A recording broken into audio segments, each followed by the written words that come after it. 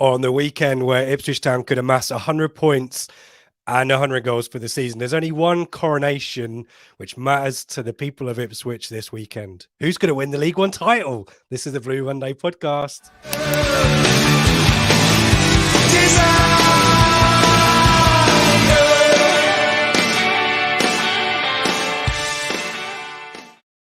It's an intro for all the monarchists there who I'm sure I pissed off already. Please stick with us. That'll be the last joke about the monarchy. Hello and welcome to the Blue Monday podcast discussing Ipswich Town up or down since 2015. I'm Rich Woodard and this is the Prematch Show brought to you in partnership with our friends at the Ground Pub in Ipswich. We're available.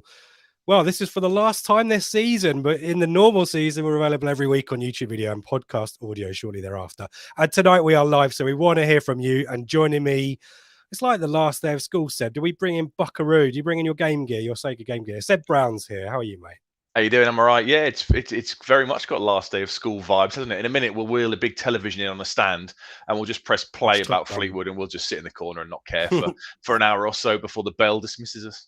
Yeah, are you doing all right though? Had a good week. I mean, it's been brilliant, hasn't it? It's been phenomenal. I've been reading the comments before we went live, and loads of people are still, on a high and buzzing, and yeah, it's just been fantastic. What's frustrating for me, though, obviously being up here, I've been talking about it in work, and everyone's just like, "Oh, you went up, did you? Yeah, brilliant." You get partridge. I'm like, no, but you don't understand. It's been 20 years and it's 4 years, and they're like, "All right, well done. And they just can't grasp the joy that I felt for the last sort of 7 days, or sorry, the last 2 weeks or so with Peterborough, Barnsley, Exeter, and the celebrations that followed. So selfish. People of the North, selfish. I had a congratulations Teams message from my boss. I took Tuesday morning off. And my boss had left me a message saying, because I mentioned it to him, he doesn't care about football. And he said, I saw the scores and thought of you. So I got something a little more vaguely positive from my colleagues up in the Midlands. But yeah, it's one of those weeks where, well, it's not one of those weeks. This is really weird, isn't it? We haven't really, I've wasted so much, not wasted, spent so much money on ITFC related merch. The wall behind me, I'm gonna have to do some jiggery poker in the off season, I think. And you, likewise. This space will be full next season. I've got 5 things on the way. I think I just keep logging on to Twitter and seeing stuff and going, "Oh, I'll have that. Oh, I'll have that. Brilliant." Yeah. Well, we've got some beer mats to give away later on, so stick around for that. But let's say hello to everyone in the chat. Thank you, everyone who's got in their early doors with the chat. Evening, Lee. Evening, Charlie. Charlie's got faith in Port Vale. We'll definitely talk about that. FPL Tractor. Kirk, I want the title now. Wasn't so bothered before. We've had a week, haven't we, Kirk? It's all died down a little bit.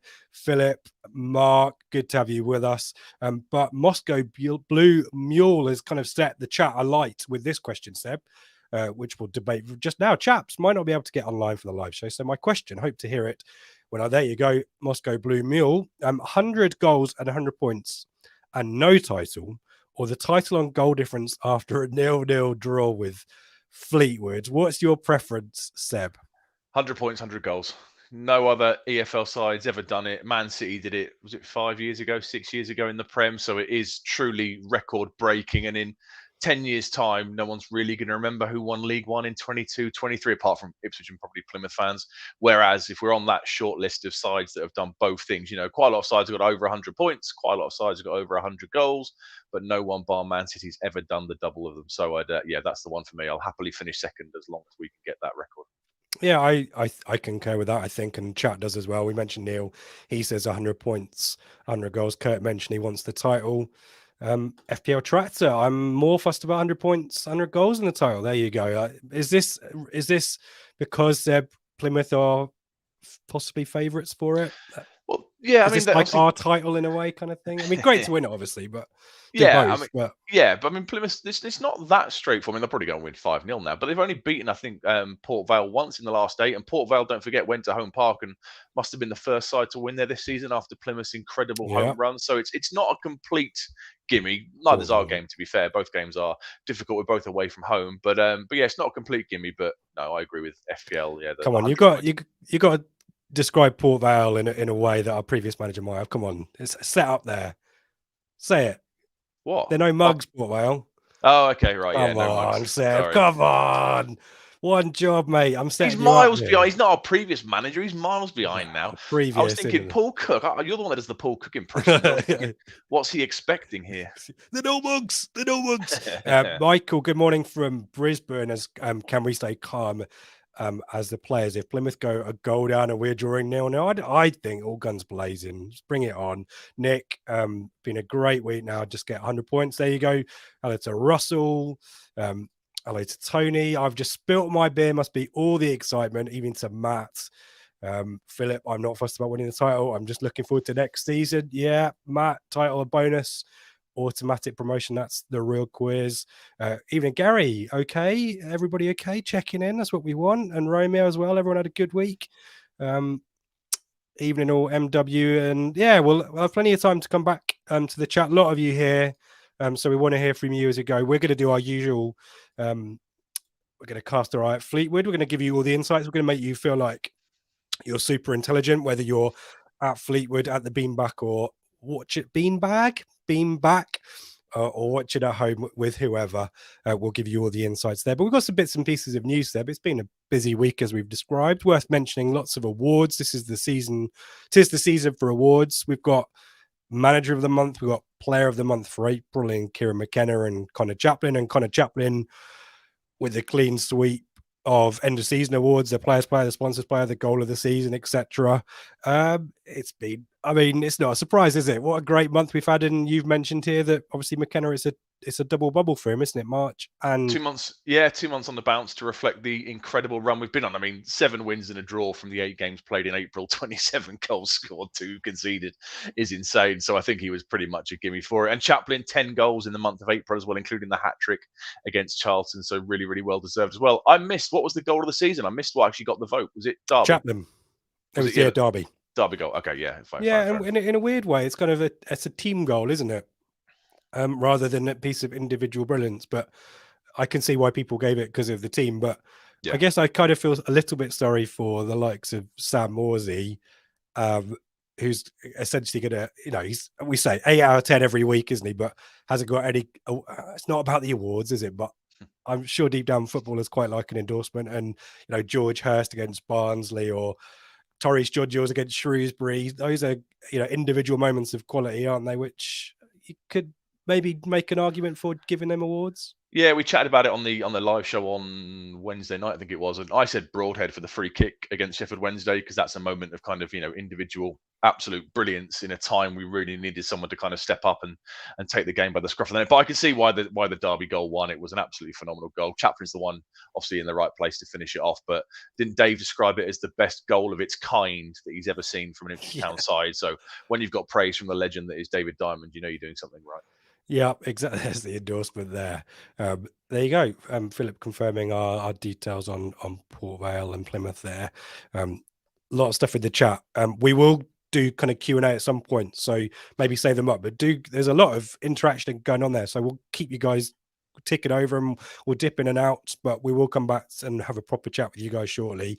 In terms of other bits of news worth noting, it's unavoidable, sadly, a clash with the end of the men's game at Fleetwood and the women's game at home to Oxford, but they have got a potential title decider themselves as well against Oxford, the rearranged fixture against Oxford, which happens alongside Watford's trip to Billericay. We're after a favour from our Essex colleagues in Billericay. Just need Watford to drop a point, 2 points, whatever there. That would be fantastic, but Town need to beat Oxford to get over the line. As always, it's a north-south playoff, so the title is not guarantees. I haven't looked. It's a good shout. There were 3 teams hunting it down. It was Wolves, Burnley, and Forest, but possibly Forest. But we need to get the job done on Sunday first. Worth noting, you talked about the excellent form that has earned McKenna and Chaplin EFL awards. ITFC women unbeaten in 10. Of those 10, 9 are wins, of which 9 are in a row. 8 clean sheets in those 10.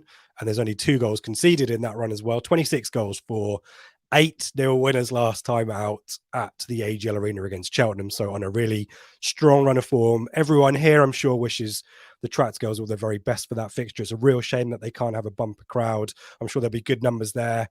But we send Joe and the team and everyone going on Sunday all our very best. Cheer on the chat to girls for us, and hopefully we've got another promotion to talk about. That would be great, wouldn't it? I think that's it, Seb. Should we talk about Fleetwood for a bit? I need to say thank you to David, as usual, being super generous. Thank you, David. Appreciate the super sticker. If you want to do likewise and you're on YouTube, then down in the bottom in the chat, there is a super chat button. But we just love a thumbs up as well. Thumbs up and a subscribe. Let us know you're there. We really appreciate those. Let's have a chat about Fleetwood. Tell us all about them, Seb, because Fleetwood I thought was going to be one of these results, the home match, where we look back on it this time kind of at the season and think, man, if we held on and got that 3 points, we would have been in second place. But now it doesn't matter. Doesn't matter. That's the great thing about it. All those horrible, spawny, jammy deflections post the 89th minute no longer matter. No one cares. We're all happy. Yeah, they're doing all right this year. They're sat 13th in the league with 57 points. They've improved massively year on year. Last year, they kind of finished on 40 points and only stayed out of the bottom of the relegation zone on goal difference. So a really, really good kind of comeback after a pretty poor league last season. Played 45 games, won 14, drawn 15, lost 16, scored 51 goals, conceded 49. So a goal difference of only +2. The last 6 is 3 losses, 2 wins and a draw. The defeats were Cambridge, Bristol Rovers and Burton. The draw was Forest Green and the wins were Accrington and MK Dons. And their home form's kind of all right, 28 points from 22 games. They have only lost 1 of their last 8 at Fleetwood, which is, I can't remember what the name of this. Is it Highbury still? I think so, Highbury? yeah. Yeah. We should know that. I mean, that's basic stuff for us. It is, isn't it? Yeah, I probably should have checked the name. Keep going. I should have checked the name of the ground when I was doing all the research for them. Only lost 1 of the last 8 at home, which is pretty decent. It was Bristol Rovers a couple of games ago.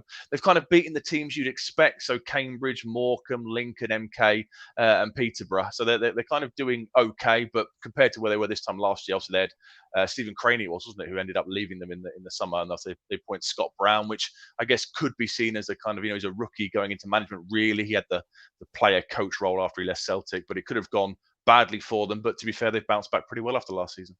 Yeah, we'll talk more about Scott Brown in a second, actually. Let's come back to that. But yeah, you mentioned that a pretty decent run at home. The win over Peterborough kind of jumps out as a good result. But as you say, they're kind of a flat track bully a little bit. And that's how you evolve as a team at League One level if you've got some ambition, isn't it? That's what Lambert was doing for a while. We couldn't beat the teams in the top 6, and that got us safely to 11th spot, which is probably the aspiration for Fleetwood. But it gives them a position to build off, and they've recruited well as well. There's some good players there that I like. So yeah, fair play to Fleetwood. It'll be interesting to see how they fare.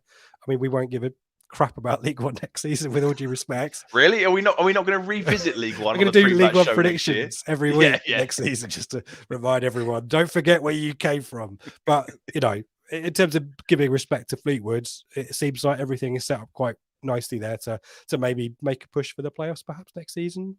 Yeah, I think I had them. Did I have them? Them and Shrewsbury were my mini dark horses in the pre-match. I had them finishing mid-table in our recap with Gab mid-season, I think. And after a year like last year, where you come so close to falling into League Two, all you can ask for is a bit of stability this season, given the new manager coming in, and there's been some fairly high kind of squad turnover. They really did well in January. I think they really bolstered well in January. We'll come on to their business and stuff with the strikers they brought in. They added goals to the team, and they must be pretty happy. I mean, I was watching the pre-match presser with Brown today, and he was saying, it's been a decent season. It's like I said, it's his first real one in management, so they can only really be happy with a comfortable kind of stabilizing season, and then look to push on next year, I guess. But like you say, we won't give a crap next year about last time out, no surprises really. No, lost 2-0 away to Bolton. Striker Jaden Stockley sent off just before the hour mark for violent conduct. Now I think he pulled somebody's hair and then threw their hairband or something. So it was really hard to shoving as well. But it was hard to make out in the replays and stuff. So that's football in 2023 for you. You get a red card for pulling hair and stealing a headband. 44% possession. They actually had more shots than Bolton. 14 shots in total. 5 were on target to Bolton's 11 and 3. Only created 1 big chance though, and they have appealed the red card for Stockley. I haven't found any information if that's been successful or not. They did appeal it, but I don't know if he's going to feature on Sunday or not. Yeah, it's gone a bit ominously quiet, hasn't it? Let's talk about the last time out against us then. Not that we need reminding, we've talked about it. Was it Friday night? It was. It must have been Yeah, during the World weird. Cup, I guess, was it? That's why it was on a Yeah, Friday okay. night. They were moving games, weren't they, because of the World Cup schedule? So yeah, really weird game, this one. I think I was on the Flagship or the immediate post-match reaction or something, and I remember discussing it, thinking it was a really strange performance because we drew 1-1. It's a 93rd minute deflected cross equaliser from Kieran Hayes. I think Nonsense it's goal. Burgess hit Burgess, didn't it? And flew into the top corner, the one place Walton couldn't get anywhere near it. But it was a bit of a weird one, wasn't it? Because quite a bit happened. We had Adam Rooney winding up the entirety of the ground and all the players. Josh Earl, former fairly useless loanee, got sent off for gesturing to the crowd when they equalised, and then within seconds, Jackson goes down the other end, and I remember thinking it was a blatant penalty. I wasn't there; I was watching Yeah, it on iFollow, I but think it was a penalty. Yeah. yeah, within seconds of the equaliser, for some bizarre reason, the ref doesn't give it. When the easiest thing to do, I don't know if he's scared of Scott Brown. The easiest thing to do is to give the decision the home fans' way, given that you're at Portman Road. But yeah, really, really strange game, and bizarrely, it was one of the few times, it might have been the first time, that a side had more possession than us at Portman Road. They finished with 53% possession, and we were doing weird things in that game. I remember Wes Burns kind of doing a little kind of flick halfway in his own half in the second half that gave the ball away and created a chance for them. And Joe Garner kind of came on and he had a good header save from a corner. And yeah, just a really strange, weird, crappy League One game, which thankfully now we can look back on and kind of laugh about. But yeah, it was that kind of run of form where everything just seemed to go against us, didn't it? It did. Some chat. Luca, John Walters is their director of football Yeah. over sort of recruitment in January.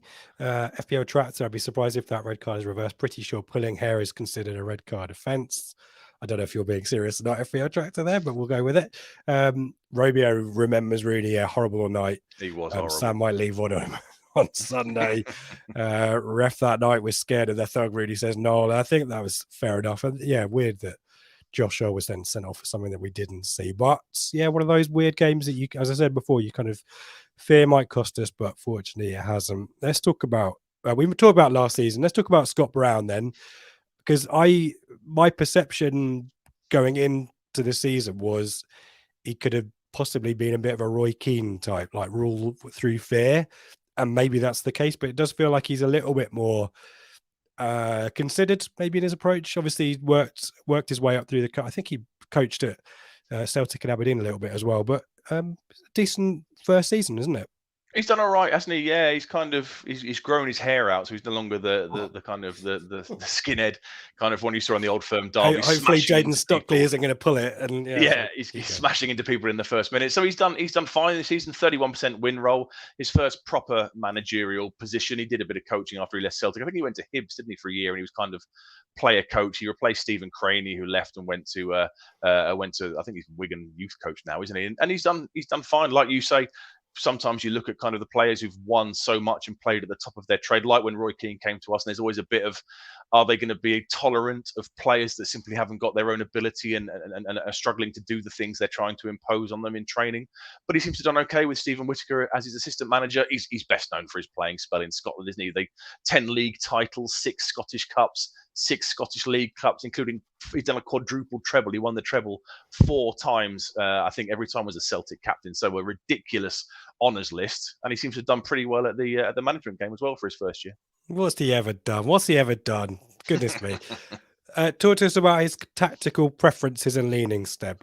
Well, it's a kind of a 4 at the back. I mean, the caveat before we do all this is that it's the last game of the season. They have nothing to play for. You might well see changes and random kind of, selections come in from left field that no one's expecting. They've traditionally been a 4-2-3-1 or a 4-3-3 side. Same thing. You just advance the central midfielder slightly. They've used 4-2-3-1 16 times and 4-3-3 10 times in the league. They dabbled with a back 3 at times towards the start of the season, but it's been pretty solid back 4 for the last kind of two months or so. I'd pick out some key names. I could see 1 or 2 that are familiar. Yeah, well, Jay Lynch, the player of the season, he won both the supporters and the players' player of the year. He's the keeper, 12 clean sheets in 44 appearances. Sean Rooney, as we know, is the pantomime villain, 6 goals and 4 assists in 38 appearances from kind of right back / right wing back / right midfield. 13 yellow cards, which is the second highest in the league behind Charlton's George Dobson. So he's still a dirty bastard. Toto, ironically, when we do the pre-match graphics, some of you might see where we discuss the player to watch and the manager and stuff. I was going to put Toto as the player to watch, and I was going to find ironic stats like how many penalties he'd given away or how many errors had led to goals. But I thought I'd be nice to him because he got dog's abuse last year when we went to Fleetwood. So he might well start. Josh Earl had an injury, so Toto had been a bit of a bench option, but he came back in last weekend against Bolton. So he might well be one of the starting centre-backs. He's got the highest blocks per 90 in the league with 1.4 per game. I can't say that's a good thing or a bad thing. Is that him being alert to danger and throwing himself in line, or is that him? But is it him making up for his mistakes and giving the ball away and then throwing himself in front of the shot? It's a level of detail we don't have, but yeah, you can draw your own conclusions from that, folks. There's an interesting Celtic debate going on here, by the way. Romeo, Scott Brown v Paul Lambert, who's the biggest Celtic legend? Well, Paul Lambert's only one played in Germany. Yeah, won the Champions Leagues. There you go. Whatever your track said, chiming with my thoughts. Lambert played for Celtic. Yes, the big clubs there. But otherwise, Josh Bell is a player I've always quite liked. Maybe a few years back when he was at Bolton, could play right back, centre back, midfield, right wing, I think a little bit. So a bit of a utility man, but seems to be a central midfielder now for them. But there's not too many familiar names, Seb, at the moment, is there? No, Lewis Warrington's kind of a central midfielder on loan from Everton. He's young, he's 20 years old, so he might get a start. And they've got a bit of kind of quality on the wings, kind of young players on the wings who are capable of doing things on their day. They've got a guy called Promise. Can you say the surname? Because I'm a Cherry. That's the one. He's got 5 goals and an assist in 27 appearances. Phoenix Patterson on the left, 1 goal and 4 assists in 17 appearances. And kind of the star man is a guy called Carlos Mendes Gomez. He's on loan from Luton in the Championship. He's been out recently, but he came back against Bolton last weekend. 7 goals, 2 assists in 31 appearances. He's missed the last month. So I'd imagine if Stockley is suspended, because Stockley's kind of been playing the slightly withdrawn striker role, a bit like McGoldrick when he was up front with Murphy. You know, he's not really a 10, but he's kind of there or thereabouts with the central striking role. They might do a rejig, and Mendes Gomez might come in there. And then it's a familiar face up front in Jack Marriott, who they signed from Peterborough. Decent business, that, I think. Obviously, he's never going to get a look in at Peterborough with Johnson Clark Harris banging in 25 goals for the season or whatever it is. So he signed for Fleetwood on a permanent deal last January, and he's done okay. He's got 6 goals in 18 appearances. So good that he's found a home. I seem to remember he always kind of, does he celebrate over the top, or has he got a bit of a needle with the North Stand? I might have imagined that. I remember him. I seem to remember in one of the games somewhere. I know he was let go under a bit of acrimonious circumstances because didn't mix. He came back from pre-season really fat, and he was going to be the next big thing. But McCarthy said he came back in awful. I thought you were going to use more professional terminology than that, Seb. But it's clearly the end of term, guys. So his body mass wasn't. His body mass wasn't triggering the right metrics. His BMI was, that's the one. Yeah, exactly right. But no, 6 goals and 18 appearances is pretty decent. I think he scored a couple last week or week before last, I think. So definitely a threat. Hat trick recently as well. So worth noting. His Sean, one of our Telegram VIPs, not too sure if it's been mentioned already, but Fleetwood had their awards event last night. Bizarrely, it included a Chairman's Player of the Season, which was awarded to Josh Earl, on whom Mike O'Leary would have given our Player of the Season or his Morsey, because O'Leary's calm and collected, and he kind of sees the big picture. So I think he'd have gone Morsey to recognise his kind of value to the team and being the steady hand week in, week out.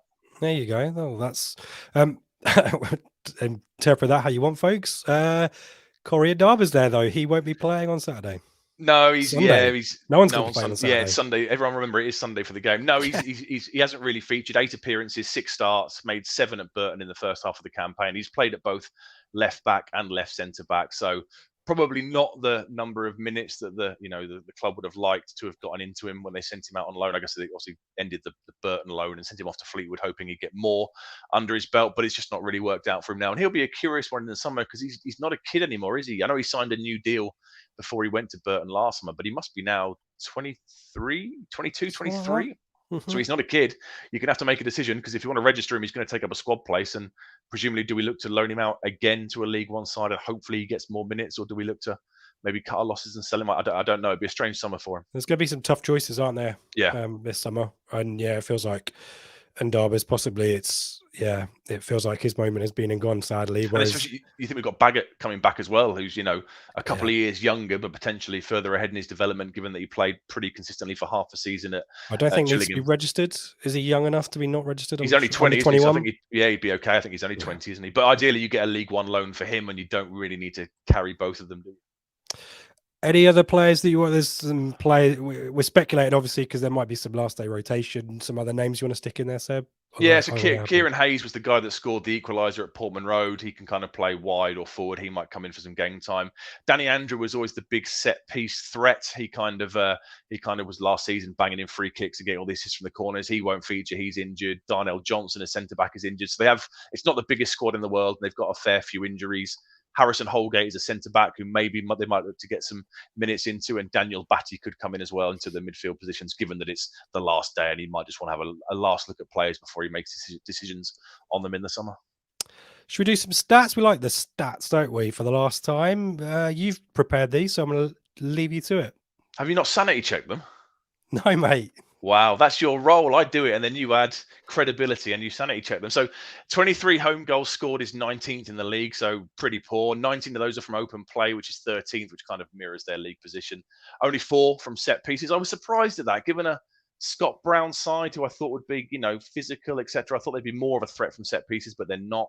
13 shots per game is 12th. Only 3 are on target, which is 21st. That's really poor. That's relegation kind of form. They're not a side that will get many shots on target in 90 minutes. XG is 1.41 per game, but the actual is 1.05, so they're massively underperforming on their XG as well. They brought in Marriott and Stockley to try and fix that in January. So these are statistics from the whole season.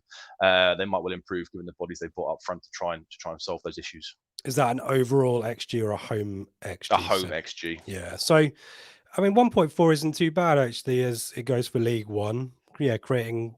Yeah, but the actual's 1.05. But yeah, that's the issue, isn't it? They're scoring just over a goal a game at home, which is pretty lousy, isn't it? But a lot of in terms of possession, not particularly high, under 50%, passing accuracy below 70%.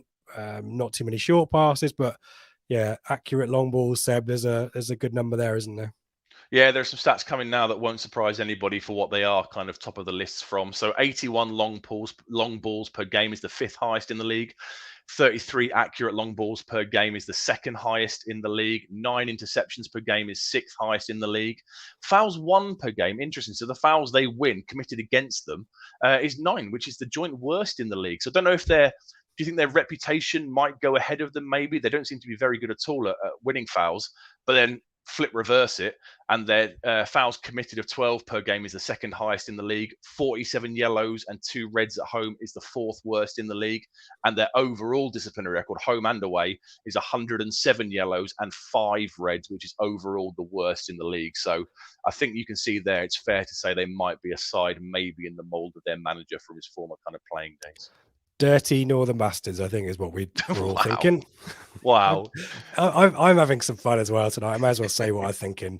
But yeah, I think maybe you're right. I think referees, if you're pulling all kinds of naughty tricks, I think you're less likely to get some sympathy, aren't you? So there's a factor there. And yeah, defensively, not great. No, but I mean, they've only conceded 23 goals at home, so I know that's 1 a game, but it's not bad compared to some of the awful dross in the league. 13 of those are from open play, which is the 16th worst. 9 goals conceded from set pieces is the joint 2nd worst in the league, so they are very vulnerable to set pieces. And given how amazing we are at set pieces, you'd like to think we can take advantage of that on Sunday. 7 clean sheets kept at home is 13th in the league. 14 shots conceded per game is the 2nd highest in the league. So they're pretty rubbish at defending set pieces, and they're pretty rubbish at stopping teams having shots against them. So yeah, they are struggling defensively wise at home. A lot of people, Steve, another red incoming this weekend. FPL Tractor, anyone a walking red card or any? Hopefully Rooney will get his comeuppance and get sent off for his shithousery at Portman Road last November or December, whenever it was. Yeah, maybe 2 yellow cards to make him the stat leader in League One for yellow cards. But otherwise, there's not. I mean, there's not. Josh Vella might be a little bit dirty. Toto might be a little bit as well, perhaps. But yeah, interesting one there. And in terms of they're conceding a lot less than the chances they're giving up in terms of XG. So yeah, overall at this point, Seb, it's largely about which version of Ipswich turns up, isn't it? Rather than maybe what Fleetwood can do. There's no pressure on them. It's if we want to win the league, if we want to get 100 goals, 100 points, it's kind of on us. And we'll be back in a second. Just score 5 in the first 30 minutes again. Let's do that. Easy. We'll be back in a sec to talk about us. Innovation Labs is business hub and co-working space with strategic locations across Suffolk. Our aim is to foster innovation, entrepreneurship, business growth, and the development of an AI centre of excellence in Suffolk. Monthly hot desks are available from just £79. For more info, head to innovationlabsgroup.com or contact info@innovationlabsgroup.com. Innovation Labs, providing support for businesses across Suffolk. Locations in Stowmarket, Ipswich, Sudbury, Woodbridge, with more to follow. Worth noting, thanking Peter and Innovation Labs for their support of the Prematch Show this season. If you want to find out more about Innovation Labs, if you work from home like I do, or are traveling in the county and want a hot desk to set yourself up from and involved in AI and all that kind of IT stuff, then can do worse than having a look at Innovation Labs and figuring out their offering for you there. So thank you to Peter again and Innovation Labs for supporting us this season. And in terms of Ipswich, and this is where we want to hear from you folks in the chat, so give us your thoughts. McKenna's been a little bit cryptic about a few injuries. I don't know if those are people slipping over in town or what have you, slipping off shoulders on people outside Rebs. But do you think there might be a bit of rotation? Well, he said we've got a few niggles and stuff, haven't we? So I guess potentially maybe we might look to see a couple of changes. Hopefully everyone's fit and they deserve just to go out and, score and early, and a bit like last Saturday. Let's have a bit of a party in the stands and stuff. I mean, if we do see some rotation, I guess maybe Don Ball might get a bit of a run. Maybe Danasian at right back potentially. I think I'd maybe Ladapo up front for Hurst if certain players can't make it. But if it's the normal, the settled 11 that we've become so used to for the last 8 weeks, I'd be perfectly happy with that. But I like the press conference where he said there were a few injuries, we've got a few little niggles, and I just like it if he came out and just said some of the lads are absolutely hanging. I think Worsey alluded to it, didn't he? Yeah, he was a bit more open, wasn't he? Yeah. But worth just reiterating the history that might happen. If we score at least one goal, we become the 142nd side since 1888 to reach a century of EFL goals. That'd be the fourth time in our history that we managed to do that. Previously, the 55-56 and 56-57 seasons, so double bubble of 100-goal seasons for us there. But obviously, the 60-61 Division 1 champions scored over 100 goals, and Ray Crawford had 40 of those in 42 games. But Seb, 100 points, 100 goals, we could equal a record that's only matched by one current team. Yeah, it would be phenomenal, wasn't it? Yeah, Man City in 17-18 in the Premier League have done it. I saw my mate Anthony commented in the chat earlier saying they did it with 6 less games, which is true, but he's just trolling me to try and wind me up. So yeah, I'll text him some abuse afterwards. But yeah, from an EFL point of view, it's never been done, and I think that would be phenomenal. I know bizarrely we're sat here and we're top of pretty much every stat in the league, and we probably going to finish with 100 points and 100 goals, and yet somehow not win the league, which seems crazy. So I'd like them to get this acknowledgement, set a new record for the EFL as being fully deserved for the hard work that absolutely everybody has put in for the last kind of 9 months or so. They really deserve it, and hopefully they'll go out there and put on another decent performance and just smash them to pieces and finish with 102, 103 goals and set a record that hopefully will last for years to come. Yeah, here. Let's have a look at the chat. Big Cheese Comedy. Let's hope Chappers scores and secures the golden boot, and we keep a clean sheet so Walton gets the golden glove. Yeah. Who have Bolton got? Because Trafford's the only person that can catch them, haven't they? Bolton have got. I don't know. Bolton are playing at the weekend, but they're away.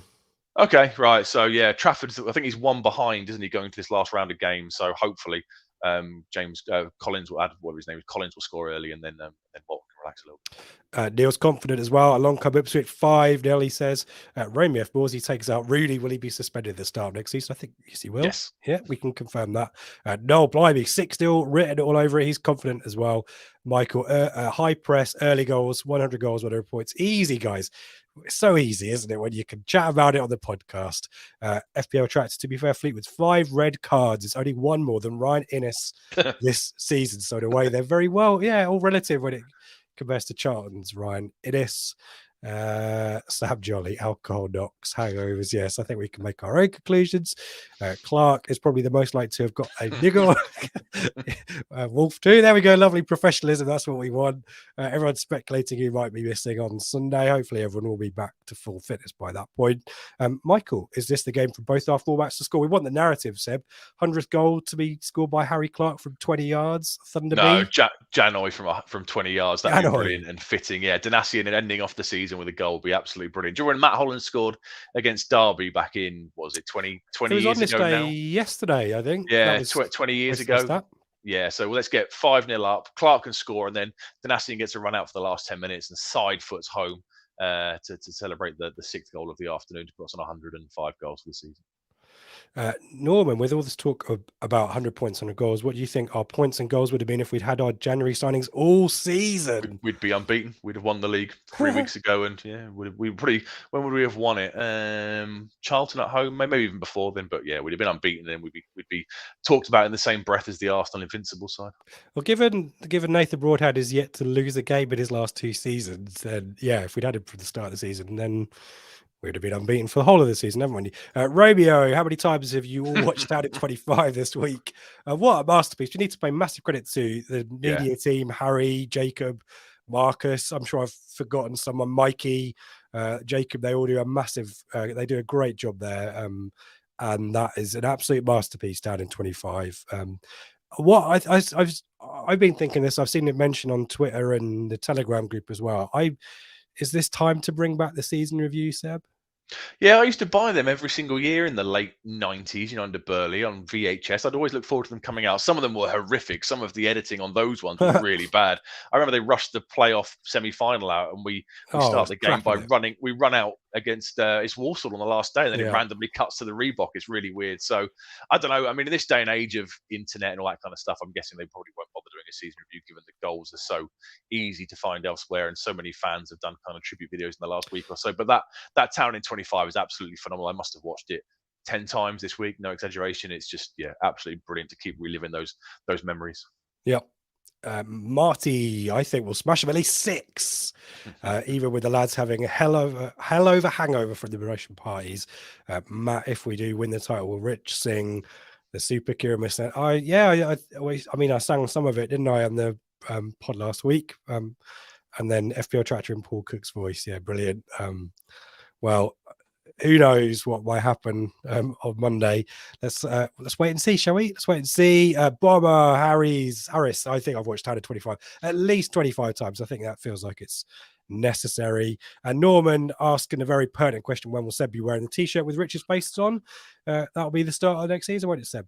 Well, I think I might have messed up for the second year running and booked a holiday that's going to avoid the first game. I know it started in July this year because of the World Cup. Well, we said home game, didn't we? So if I'm not around, probably can't do it. I think I'm in the States. If the season starts the weekend of the 4th or 5th of August, which it probably will, I think I'm in the States. So unfortunately, I guess it's off, really, isn't it? Yeah, that's a load of bullshit, isn't it? If I never come back for a game, I'd just waste my season ticket for a year, or don't tell you.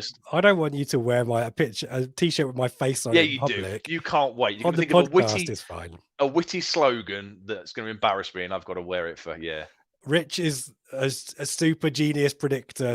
We need to get a Brooklyn Nine-Nine type reference on there, don't we? HCH asking us the real stuff. Thoughts on the 5-year, 935 million Sky EFL deal enables more funding for the squad. It starts for the season after next. Yeah, and 5 out of 12 extra coverage. Yeah, 5 out of 12 championship games per week are going to be on telly. So I guess we'll suddenly start seeing Saturday morning, Saturday evening, Sunday morning. I don't know. They're going to have to obviously create these new time slots. I know we occasionally get one on a Sunday or sometimes at kind of 12:30 on a Saturday, but we might start seeing Friday games, and they're going to have to move stuff around because that's an awful lot of live football that you can't show at 3 p.m. at the moment. Obviously, the regulations might change in time for 2024, 2025, but always good. It only can be good news if more money's coming, further down the pyramid. As long as it's equitable, right? As long as it looks like it is, though, because the share between games, it's like 350 championship games and then 250 League One, 250 League Two. So I think it's much closer split than it has been in previous years. I think. I mean, there must have only. But if it's more money into the coffers and then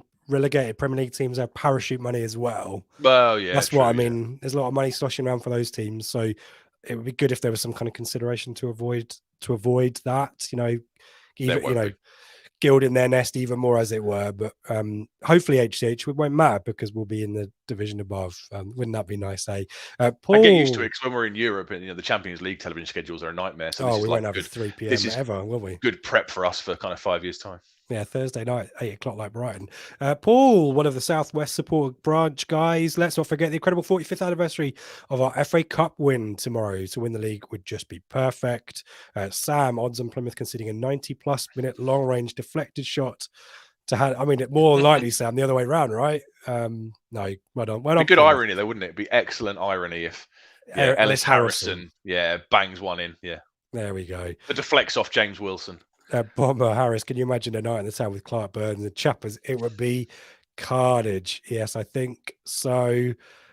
Everyone speculated whether Ed might be in Christchurch Park. I don't think I've got any thoughts. He's on touring, that, isn't he, in the States? Yeah. He just won his court case yesterday, but I think he's got live gigs planned in the States. It'll be interesting if he keeps his sponsorship going. Obviously, his new album came out today, so haven't they confirmed that?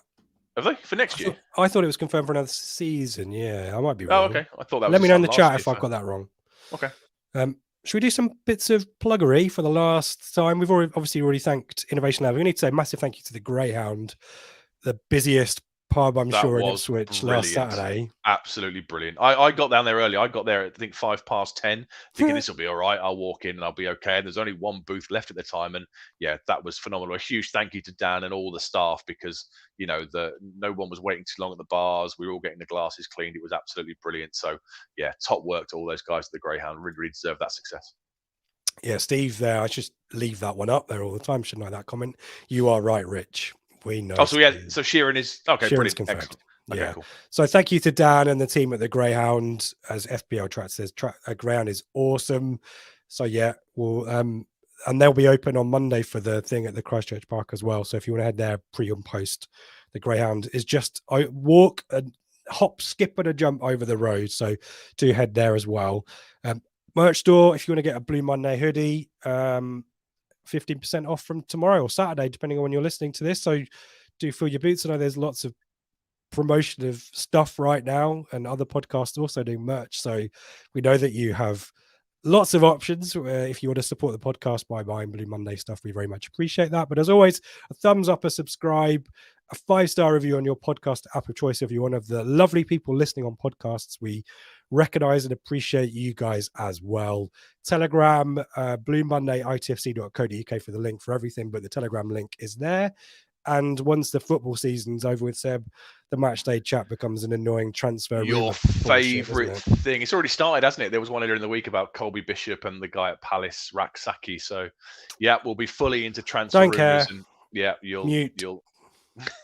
But yeah, lots of great stuff. So miserable. I know. I'm always miserable. But great community there. A lot of exclusive. Got another giveaway that we're going to do down the Telegram group. I'm sure we'll have some exclusive Q&As and stuff like that going on through the summer as well. So plenty to keep your interest, and obviously a great discussion on all things ITFC as well. So it won't be too many weeks before new kits and friendlies and squad numbers, fixtures and squad numbers. Nerd. So my favorite day of the year. So you could join us to talk all about that. And the Flagship show will be back. I think there are people available to do it on Sunday, but more likely it might be Mondays, especially if we win the title at Fleetwood. I think it might be a Monday. So we'll keep an eye on our Twitter. We'll make sure that it's clear when it's coming out in advance, but it's going to be, hopefully it's going to be an exciting one. The last Flagship, obviously, of the season as well. So join us live for that 8 p.m. either on Sunday or on Monday. And I've put it off long enough. The two winners, and I suspect they're probably not even listening as is the way with these things, but are the winners of the sets of beer mats from our friends at Footy Threads. You can get your own as well. It's James Sullivan at JC Sullivan 1 and at ABC Buster Adam BC. Congratulations. We'll get all the details to you so you can sort yourselves out some ITFC related beer mats. Thank you to Footy Threads for partnering with us on that one. Let's do a few more chats before we've finalized predictions, Seb. That's what we all want. The Dapo's deflection was pretty decent at Plymouth, says Graham. Hello, Graham. Congratulations on promotion as well. We'll see you next season. Hope you'll be in the chat with us throughout, and we wish Plymouth all the very best in the championship, but we hope that you stutter tomorrow on Sunday. What else have we got here? Kirk, my whole head has peeled after getting, but you and Craig both in the sun there. Michael must say Plymouth have done really well over 2 seasons. Great to see them Yeah. go up with us. Yeah, exactly right. Thank you, Big Cheese Comedy. Thank you, chaps, for your season's effort. Appreciate that. Charlie D wants an orange away kit. I think we'd all love an orange away kit. Gary, will there be a BM summer social? I'm sure we'll figure something out. Curry of some kind or something like that. Definitely, Gary. Probably via Telegram. So another reason to get involved there. Could you do an Ashes pod to CS3? Seb, Graham rank cricket in your top 10 things you care about. 792nd. So Paul, certainly not this pair of podcasters, but I think Craig and Dave. There is a. But if you like cricket, Telegram. come on Telegram. We've got a cricket group which I mute. But yeah, they're always talking about cricket stuff. You know. Yeah. We don't care those about, one-day internationals or whatever they talk. I don't know. Yep. Bales. Yep. Yeah. Priestess. Yeah. Dickie Davis. Is Dickie Bird. That's it. Dickie Bird. That's it. Yeah. Paul, there is a non-football chat which generally is cricket and Popmaster, also in Telegram. I think we've done enough of that. Let's have a look at predictions for the final time.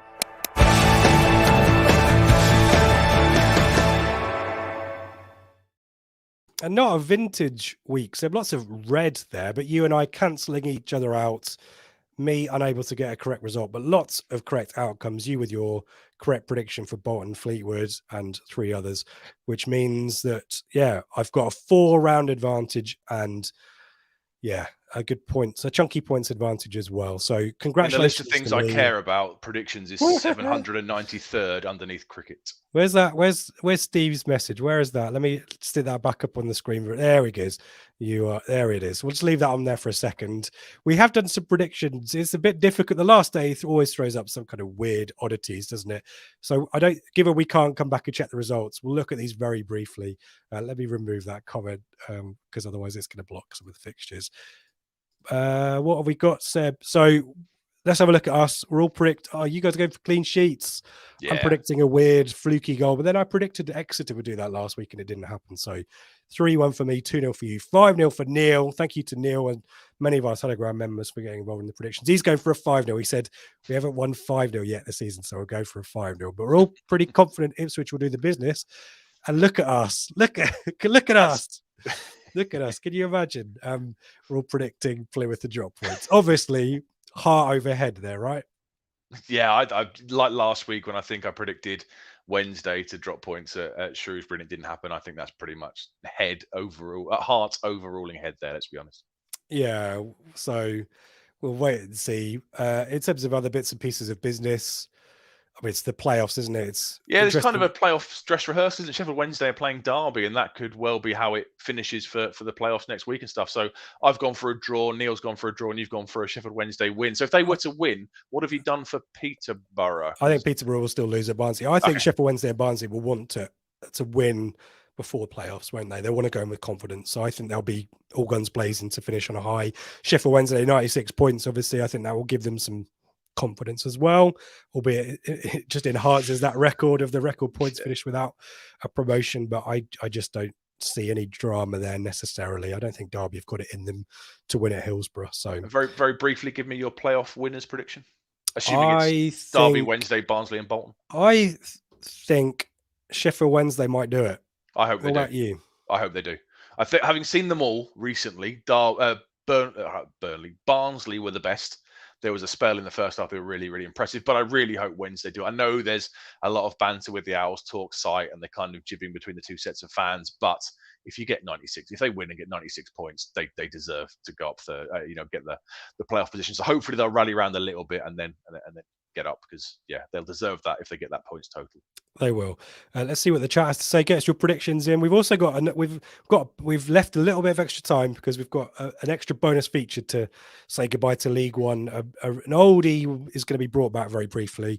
Neil confirming DD loves cricket. Harland, good luck from an Exeter fan. Thank you, Harland. We wish Exeter all the best for next season as well. Thank you to Paul. Appreciate that. The title winning Flagship show next week. Paul not appreciating our cricket response there for this night. Fair dues. Martin, have you got a League One player from this season you think would fit well into the McKenna system next year? Anderson at Barnsley, centre back. But do you think, yeah, maybe. I think we're now shopping in a different pool, aren't we? I mean, even we were waxing lyrical about Barry Bannon for so long, but I don't think I'd have him now either. So No. Yeah, I think you're right. I'd have Cooper. I'd have Cooper. Over Walton? No, back up. He's younger, isn't he? He's younger, isn't he? So. Okay. Nick is going for a 6-0. There we go. Matt, I'm waiting for Seb to change Rich to throw a copper kettle over a pub. That's a great shout. Yeah. Bombers There's going your Blue Monday summer content right there. We'll film it as well. I get to pick the pub though. Matt's going 5. Romeo's going 3-2. He's going for a crazy last day. Neil's predicting Barnsley. Kirk, this is also un-Ipswich like that. I'm thinking I'll wake up to a demolition due to an obscure rules breach. Wow. Demotion, he says. Wow. Kirk, that's almost like I've said that. We need to. Yeah, it's all good. It's all good. Don't worry about it. Michael, he's given us the scores as well. A 5-0. Chaplin, Davis, Clark, Lee, and JD. Raksaki, League One player, albeit he's a Premier League player on loan, isn't he? Let's be honest. So I agree. Where'd you play him though? Where'd you play him? FPL. Bombers hoping for Barnsley going up. What else have we got? Connor Bradley again, another loanee, Premier League loanee. So yeah, Sam's I think Klopp came out this week and said he's going to get a chance in the squad next year. Came out, tick. Sebism. We haven't had a huge amount on the grass and all that, have we? Let's do our final feature, and we want to get your thoughts on this as well. It means I get to play this theme music one more time.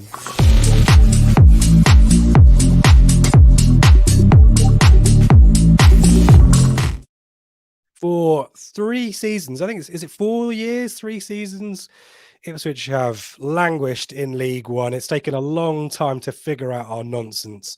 Finally, we're up. Football Room 101 this week is the moment you want to conspire to the footballing dustbin from our years in League One. A specific moment, incident from our fixtures, from anything surrounding the club in that time. Seb and I are going to give you our thoughts, but we want to hear your options as well. The worst moment, the moment which had your head in your hands, or you banging your head on the keyboard, or walking out of Portman Road in disgust during our time in League One. It was a bit of a toil at times, wasn't it, Seb? Do you want to go first? I will do. I'll spoiler alert. I think you're going to win this, but I've gone for the 7th of December, 2021, Charlton 2, Ipswich Town 0. A Christian Walton masterclass to stop us from losing 5 or 6. There you go. Lee might mean the 4-4, to be fair. He might mean the 4. Okay. But yeah, a Christian Walton masterclass to keep the score down. We had no manager. Cook had left a couple of weeks beforehand. Charlton had 22 shots, 10 on target. We had 0 shots on target. And then Toto goes over at the full-time whistle, and there's a scuffle with some fans. A fan gets on the pitch and pushes Walton as we're trying to sign him. Brilliant. Well done, mate. And it's just, we were right back where we started. I was torn. I was going to pick some of the heavy 3-0 defeats under Cook, but I gave him the benefit of the doubt because he still had to deal with Hawkins and Drinnan as his strike force and stuff. So, this was after the 19 signings had come in. We were also hopeful of a new era and a new dawn, but we seem to be right back where we started from. So a horrible, horrible night. But like they say in Batman, the night is darkest just before the dawn. And Mark Ashton swoops. I think we were linked with Neil Harris at the time, but Mark Ashton swoops. Oh yeah, Neil Harris was a really strong one. I think he was the favourite round about that time. So I'm thinking, right, brilliant. We're rubbish again. We're going nowhere. We're so far off the promotion spaces, and Neil Harris is about to take over. But we all know what happened. It went brilliant shortly after that. So that for me was the one of the darkest times in the league. So I see that there's some really great ones in the chat that Seb and I have speculated, and a few others as well. But I would go for the 1st of January 2020, and Wickham won, Ipswich Town won. But it's not necessarily the match; it's the pre-match, where not only did I turn up about an hour and a half before kickoff and only get parked in time to. I arrived 5 minutes into the game. Wickham's like one of these places that I'm not going to miss going to watch football at League One level, just a place that doesn't expect or want football in it, and it's just not set up for it.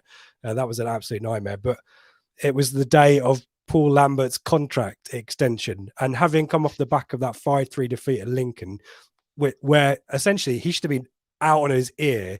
Instead, it was kind of like the opposite of Paul Jewell, wasn't it? Who got a stay of execution for winning 5-3 at Barnsley. Paul Lambert got a contract extension for losing to Lincoln 5-3 over Christmas. And to me, that just set us back. We should have sacked Lambert. We should have seen the iceberg, but instead, Evans doubled down, made some nonsense via Lee O'Neill about, this club backs its managers and you don't get anything by chopping and changing. Well, you should have seen that Lambert was not a fit. The fact he's not worked at another club since kind of tells me everything I need to know. So Wickham away. So he's still got 18 months to go on that deal. There we go. Let's see what a lot of people are pleased to see it back. Yeah, Ruben away. Well, Seb's been chomping at the bit to bring it back, hasn't he? Evans into room 101. I think more generally there. I assume you mean Marcus. Not Lee. As well there. Lee Evans. Yeah. Kirk also saying Marcus Evans into the bin as well. He did write off the debt, folks. Let's remember that, to be fair to him. Yeah. Lambert's 5-year contract, I think FPL and I yeah, it is the winner. The 5-year contract is the winner. Paul going for all League One referees. Yeah, why not? Steve going for the Barrow 0-0. Seb and I talked about that. That was my second choice. I didn't go for that because it was Cup, but yeah, I think that was just after Charlton, wasn't it? Or yeah, well, I think that was Cook's last game, wasn't it? Or no, okay. Sorry, the 0-0 would have been his last game, and the replay, the replay was under McGreal, wasn't it? The defeat. Yeah, Big Cheese comedy, last minute goals conceded, get room 101. Yeah, imagine the points total if we like e.g. Fleetwood at home if we'd held on there. Nick Lincoln winning this season. Yeah, at least clarified it's the 4-4 at Charlton. Yeah, fair point. FPL agreeing. Yeah, strong from Seb. Horrible day, especially for you, FPL Tractor.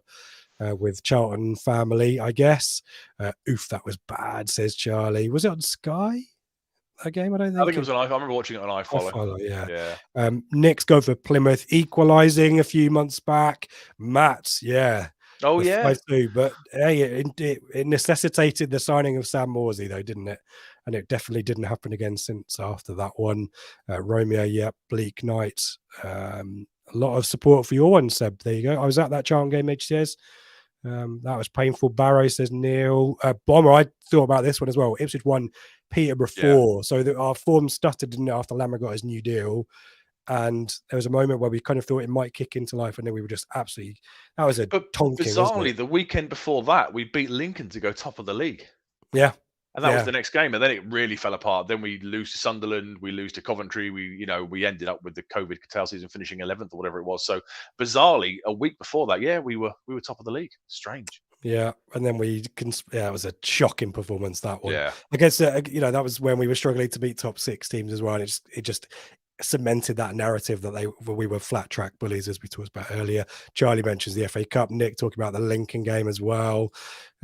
Bond goal line miss. That was the end of him and us going up. Which game was that, Michael? Might need to remind us about that one. Obviously, there's the Cheltenham miss, but he went on a run of goal scoring form after that, wasn't he? Charlie worried about Neil Harris. Yeah, thank goodness for that. Cheltenham away 21-22. You were there for that one, weren't you? I was with Anthony. Yeah, that was the long. Yeah. I think that's Anthony's one game last season. To be fair, so that's probably why I think that's his only kind of miserable League One experience.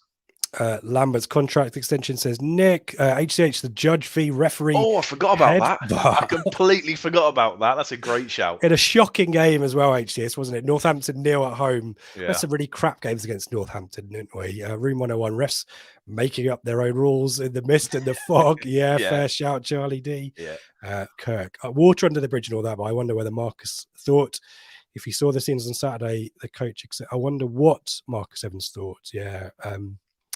Well, as I talked about before, it's kind of like when you see your ex out with someone who's taller, stronger, tanned, more rich than you are, isn't it? It's kind of, there you go. Can't believe you guys, Paul Lambert, won the Champions League, apparently. Oh, no, come on now.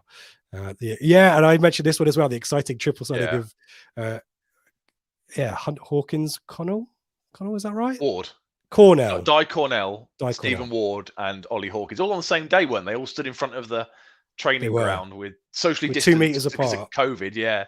And what a time to be alive, signing those three to sort out your pre-season issues. I think Neil sums it up neatly in terms of our recollections and the things that we want to conspire to the footballing dustbin. Ultimately, it's time wasting and it's small grounds. We will not miss that. Thank you everyone for your contributions. Our Football Room 101. Hopefully that's reminded you of what we were saying goodbye to from Sunday onwards. It's been a tough few years, but championship football to look forward to on this podcast next season. We'll be a lot more data for us, Seb. And Ward, not Hunt. There you go. So memorable. A lot more data for us to chomp into as well. Should we play the theme music once more before we say goodbye? Let's do that. Definitely. And if you want to shout out, now's the time to get it into the chat. Any last predictions as well?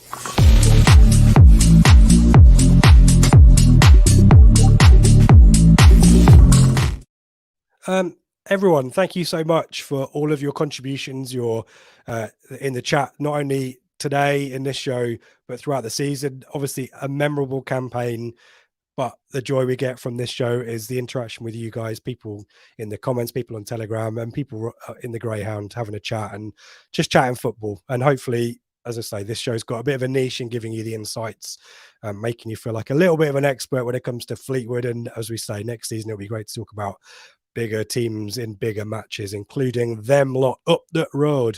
I want to say thank you to Innovation Labs. Thank you to the Greyhound. As always, please give them your support.